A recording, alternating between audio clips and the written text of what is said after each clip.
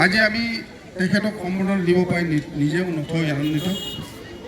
গণেশ দত্তক আজিৰ এই মুহূৰ্তটোত আমি কেন্দ্ৰীয় ৰঙালী বিহু তল মিলনী পৰম্পৰাৰ আন্তৰিক শুভেচ্ছা জ্ঞাপন কৰিছোঁ।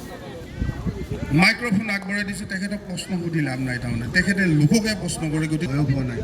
বয়স হ'লেহে সম্বৰ্ধনা নকৰিলোঁ। তেণ্ডুলকাৰে 16 বছৰ বয়সতে মেন অফ দ্য পাইছিল, কৈছিল নেকি বাৰু মই মেন অফ দ্য মেচ নালাগে, ৰোজাৰ বেলিক দিয়ক বুলি? সেইটো কথাটো কোৱা নাই।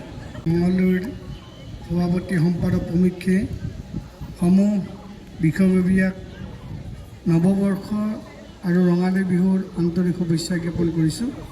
তাৰ লগতে ইয়াত উপস্থিত থকা সমূহ গণ্যমান্য ব্যক্তিকো ৰঙালী বিহু আৰু নৱবৰ্ষৰ আন্তৰিক শুভকামনা জনাইছোঁ।